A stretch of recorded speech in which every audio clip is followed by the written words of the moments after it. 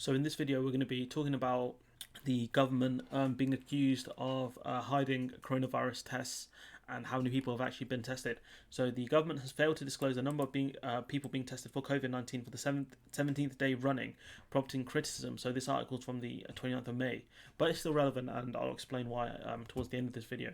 So let me just repeat that. The government has failed to disclose the number of people tested for COVID-19 for the 17th day, prompting criticisms from senior scientists who said this risked a perception that there is something to hide. On Friday, figures shown that less than 131,000 tests were carried out the previous day. Number 10 insisted that it was on target to hit 200,000 daily by the 1st of June, which we know is an absolute myth.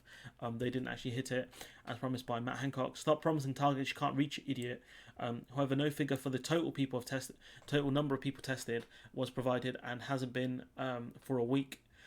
With experts said it makes it impossible to judge whether an adequate regime is in place to support the newly tested launch a test and trace system, which that might not be ready until the winter, according to other reports, and that's a separate video that I'll do sometime in the future.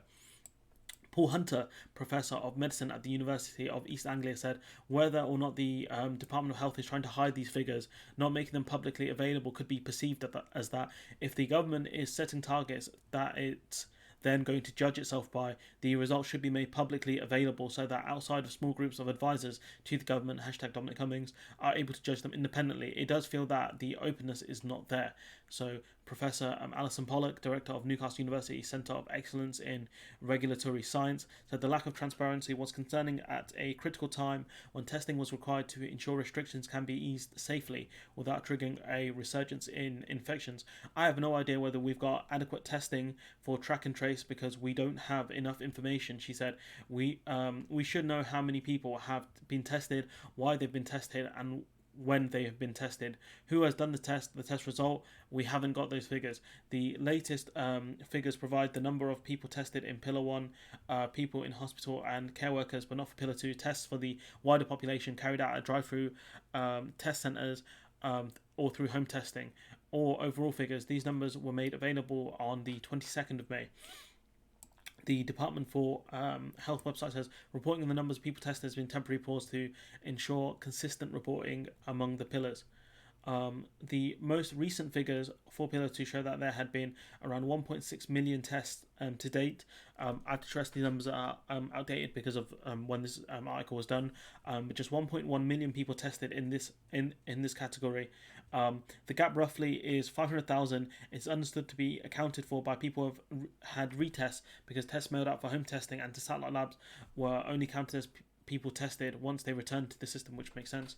Only a small percentage of people in Pillar 2 have a retest, according to the Department of Health, suggesting that hundreds of thousands of tests mailed out to homes and satellite labs, potentially more than a third of those mailed, had not been returned to the system by last week.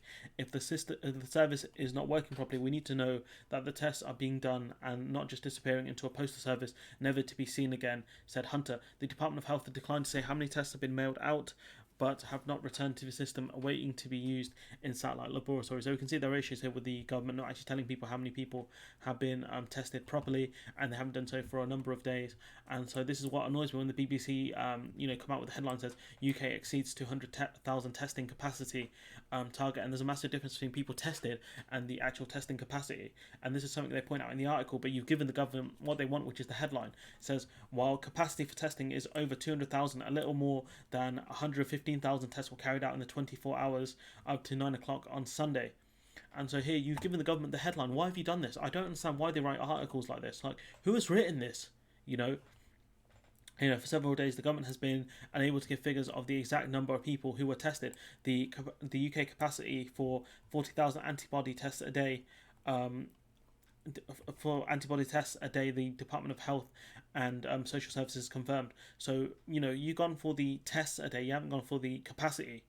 The tests which determine whether someone has had the virus are currently only available to health and care staff. So why have you written the article in a way which gives the government the headline of, they've done the 200,000 tests when they haven't? And if we look here at this tweet, we can see this tweet is from the 30th of May. You can see, look, the number of tests. So that talks about, I think, capacity, and that talks about the people tested. and so it's unavailable. Why is it unavailable for? And you know, people are very angry about this. You know, why aren't they telling us telling us how many people have been tested?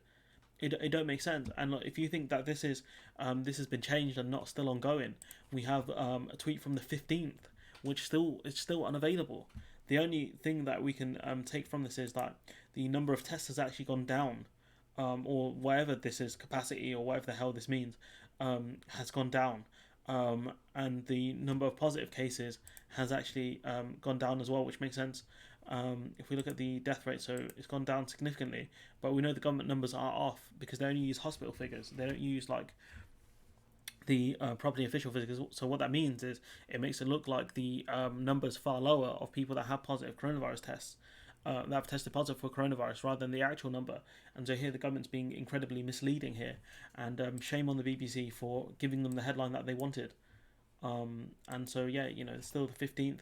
This video has been recorded on the 18th, so it's simply not the case. And so look, I'm going to leave it there. Let me know what you guys think in the comments below. Do you think the government have something to hide? Like, comment, share, subscribe.